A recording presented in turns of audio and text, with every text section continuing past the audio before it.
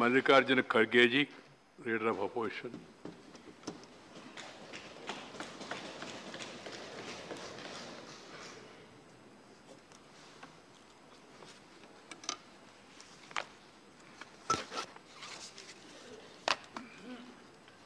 माननीय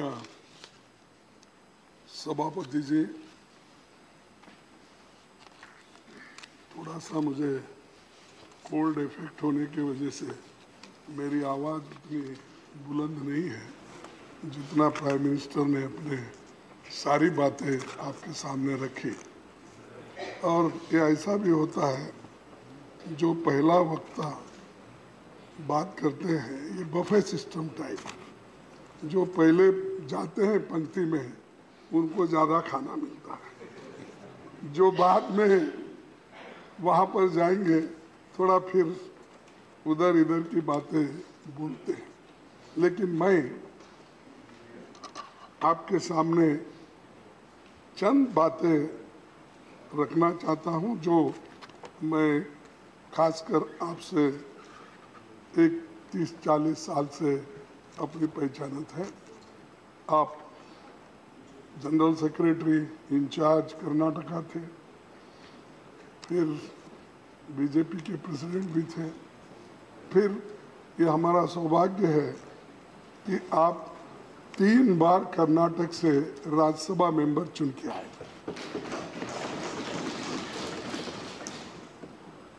तो सभापति जी, विचारों के इस सदन राज्यसभा के चेयरमैन के रूप में आपकी विदाई के मौके पर मैं चंद बातें रखना चाहता हूँ। ये तो परमानेंट हाउस होने के कारण संसदीय लोकतंत्र में राज्यसभा की अलग हैसियत है। आज जबकि देश आज़ादी के 75वें साल पर उत्सव मना रहा है, इस हाउस पर भी देश के लोगों की निगाहें पड़ रही है। आपके लिए न ये हाउस नया रहा है, न ही हम लोग नए हैं। 19 सालों तक आप राज्यसभा में सांसद रहे। आपके साथ हमारे लगाव का एक दूसरा भी कारण है, जो मैंने पहले ही बताया कि 3 बार राज्यसभा के सदस्य आप चुने गए कर्नाटक से। आप छात्र जीवन से ही राजनीति में एक्टिव रहे। जय आंध्रा आंदोलन चलाने से लेकर अब तक अपने लंबे राजनीतिक जीवन में आपने कई भूमिकाएं निभाई।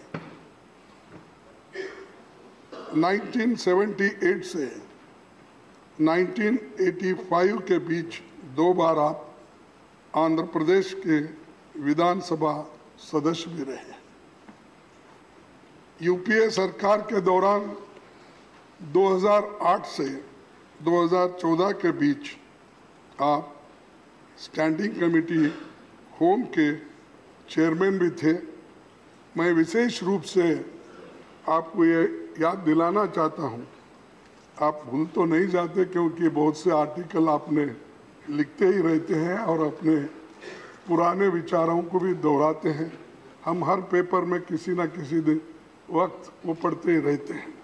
लेकिन आपने जो आर्टिकल 371 जे स्टैंडिंग कमेटी के चेयरमैन होने के नाते हम कर्नाटक के लोग जब आपसे अपील किए, ये बहुत दिन से पेंडिंग है और ये जो है एनडीए सरकार में इसको नकारा गया था, लेकिन उसको किसी न किसी तरह से हैदराबाद कर्नाटक एरिया को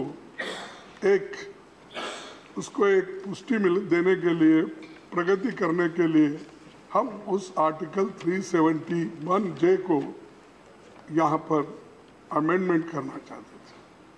तब आपने फौरन उसको स्वीकार किया। यहाँ तक भी यहाँ पर ऑफिस नहीं था तो हम लोग कर्नाटक भवन में जाके जो चीफ मिनिस्टर थे उनको भी बुला के हम सभी बैठकर उस आर्टिकल 371 जे को आपने स्वीकार किया और वो अमेंडमेंट के रूप में इस सदन में उस सदन में आया। ये भारी जो यूपीए सरकार में जो वायदा किया था वो निभाए, उसके लिए आपका भी मैं धन्यवाद करता हूं। और जो लोग अच्छा काम करते हैं अगर वो याद नहीं करेंगे तो अच्छा नहीं लगता। आपने बहुत बड़ा काम करने के लिए हमको हिम्मत दी और सपोर्ट किया। राज्यसभा में आपने 11 अगस्त 2017 को सभापति के रूप में अपने प्रथम भाषण में कहा था कि मुझे सभा के दोनों पक्षों की संवेदनाओं, नियमों, मेंबर्स के अधिकारों, विशेष अधिकारों और भावनाओं और कुछ अवसरों पर उनकी हताशा की जानकारी है। आपने अपने स्तर पर प्रयास किया, कई तरह के बदलाव की कोशिश के लिए आप सक्रिय रहे और आपने इस बात की पैरवी भी की कि सभी प्रमुख राज्यों में अपर हाउस बनाने के लिए एक राष्ट्रीय नीति बने। इसी तरह महिला आरक्षण बिल पर सहमति बनाने और कई दूसरी बातें आपने खुलकर कही। मुझे भरोसा है कि सरकार ये काम जो आप अधूरा छोड़ के जा रहे हैं उसको पूरा करेगी। जब मैं लोकसभा में विपक्ष को रिप्रेजेंट कर रहा था तब आप शहरी विकास, आवास तथा संसदीय कार्य मंत्री थे। उसके बाद जब 2017 में आप राज्यसभा के चेयरमैन बने तो मैं भी 2020 में नेता विपक्ष के रूप में आज यहाँ खड़ा हुआ। राज्यसभा में आने के बाद बेशक हम दो अलग अलग विचारधारा के लोग हैं। आपकी आइडियोलॉजी अलग हो सकती है, मेरी आइडियोलॉजी तो आपको सबको ही मालूम है, फिर उस पर मैं चर्चा नहीं करना चाहता। ये स्वाभाविक है, आपसे मेरे कुछ शिकायतें भी हो सकती हैं, लेकिन ये इस वक्त नहीं वो शिकायत करने का, क्योंकि आपने जो इतने कठिनाई में अपना रोल निभाया, इतना प्रेशर में रहते हुए भी अपने रोल निभाया, इसलिए मैं आपको धन्यवाद देता हूँ। लेकिन यहाँ मैं उन बातों को उठाना नहीं चाहता, एक चंद लाइनों में अपनी बात रखना चाहता हूँ। अगर तलाश करूं तो कोई मिल जाएगा, अगर तलाश करूं तो कोई मिल जाएगा, मगर आपकी तरह कौन हमें मिलेगा।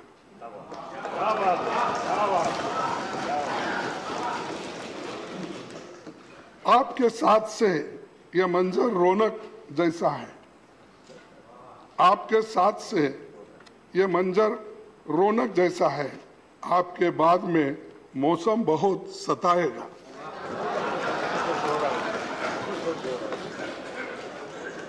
क्योंकि आपके बाद क्या मौसम होगा और कैसा सताएगा मुझे मालूम नहीं, लेकिन मैं ये बात इसलिए कह रहा हूं कि आपने सब प्रेशर के अंदर भी काम करने का आपने सीखा और सब माहौल में भी आपने काम किया।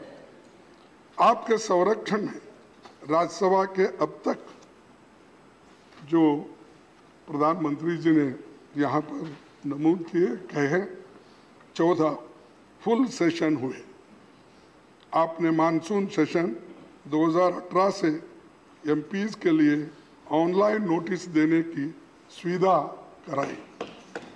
संविधान के 8वीं अनुसूची की सभी 22 भाषाओं में सदस्यों को बोलने का मौका आपने दिया। कई सांसदों को अपनी मातृभाषा में बोलने की सहूलतें हो गई। आपने नॉन हिंदी इलाके के सांसदों को हिंदी में बोलने के लिए प्रेरित किया और उनको प्रोत्साहित भी किया। आप जिस रोल में रहे, गांव देहात के लोगों की बात उठाते रहे। अटल जी की सरकार में आप ग्रामीण विकास मंत्री थे, तो आपने प्रधानमंत्री ग्राम सड़क योजना शुरू की थी। हमारी यूपीए सरकार ने इसे आगे बढ़ाया क्योंकि ये गांव वालों के लिए बहुत फायदेमंद था। 1987 में अटल जी ने कहा था कि राज्यसभा में रहे बिना राजनीति की ट्रेनिंग पूरी नहीं होती। आप तो भाग्यशाली हैं जो इसके सदस्य और संरक्षक दोनों बने हुए हैं। सदस्य भी बने और संरक्षक भी बने। ये जो अटल जी का कहना था वो आपने पूरा कर दिया। सभापति जी, आपने कई बार ये बात कही है कि पब्लिक लाइफ में राजनेता कभी रिटायर होता है न टायर्ड होता है। जो बात प्रधानमंत्री जी अपने भाषण में कहे, तो आप रिटायर भी नहीं होंगे पब्लिक लाइफ से और टायर्ड भी नहीं होंगे, काम करते रहेंगे। और मेरी आशा है कि देश के दूसरी सबसे बड़ी कॉन्स्टिट्यूशनल पोस्ट से विदा होने के बाद भी आप नागरिकों के बीच और सक्रियता से काम करेंगे। इस देश के लोकतंत्र, समता, समानता, संविधान के मौलिक तत्वों पर युवा पीढ़ी का मार्गदर्शन करते रहेंगे। आपकी विदाई के मौके पर मेरे मन में कई विचार आते हैं। कोरोना संकट के दौरान भी आपने काफी प्रयास करके हाउस चलाने का प्रयास किया। सिटिंग अरेंजमेंट को बदला गया, सांसदों को कोविड प्रोटोकॉल के हिसाब से बैठाने का काम भी करना पड़ा और एक एक यानी यहाँ पर जो बेंच पे एक या दो और बहुत से सदस्यों को ऊपर बिठाया गया, चंद को पार्लियामेंट में बिठाया गया, लेकिन आप अपना काम नहीं छोड़े।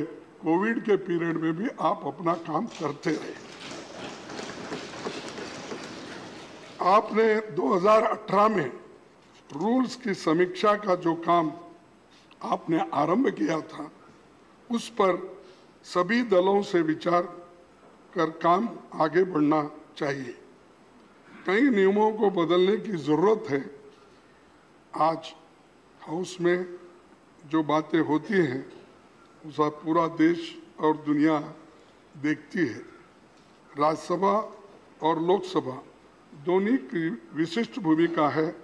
मैं यहाँ एक बात रखना चाहता हूँ कि लोकसभा और राज्यसभा की टीवी दोनों का मर्जर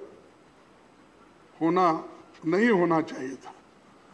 जनता के सुख दुख से जुड़े मामलों पर गंभीर चर्चा हो, सर्वोत्तम समाधान भी निकले, ये बात देश के सभी लोग चाहते हैं। राज्यसभा अलग अलग विचारधाराओं की राजनीति का केंद्र भले हो, नजरिए में भले कुछ फर्क हो, लेकिन सबका लक्ष्य और सपना देश के इंक्लूसिव ग्रोथ, लोकतंत्र और संविधान की रक्षा, एकता कायम रखने का होना चाहिए। हमें उम्मीद है कि इसके लिए आपका योगदान जारी रहेगा, क्योंकि आप पहले ही कहे हैं बहुत बार कि मैं रिटायर्ड नहीं होता और टायर्ड भी नहीं होता। तो इस बात को आप ध्यान में रख के इस इंक्लूसिव ग्रोथ, लोकतंत्र और संविधान की रक्षा के लिए और भारत के एकता के लिए आप हमेशा लड़ते रहेंगे। मैं आपके स्वास्थ्य और सार्थक जीवन की कामना करते हुए इस पंक्ति के साथ आपको बहुत शुभकामना देता हूँ, क्योंकि ये बहुत ही अहम है। कहाँ आंसुओं की ये सौगात होगी, कहाँ आंसुओं की ये सौगात होगी, नए लोग होंगे, नई बात होगी। चिरागों को आंखों में महफूज रखना, चिरागों को आंखों को महफूज रखना, बड़ी दूर तक रात ही रात होगी। मुसाफिर है हम भी मुसाफिर हो तुम भी, किसी न किसी मोड़ पर फिर मुलाकात होगी। धन्यवाद आप सभी को। धन्यवाद खड़गे जी। मैं व्यक्तिगत रूप में बफे को ज़्यादा पसंद नहीं करता हूँ, सहपंक्ति भोजन के पक्ष में हूँ और विश्वास भी करता हूँ। इसलिए निश्चिंत रहिए, लाइन में कहीं भी बैठे वहाँ तक आपको सब मिलेगा ऐसा, मगर अपना अपना स्वास्थ्य के हिसाब से लोगों को खाना है। Shri Derek B O'Brien, Trinamool.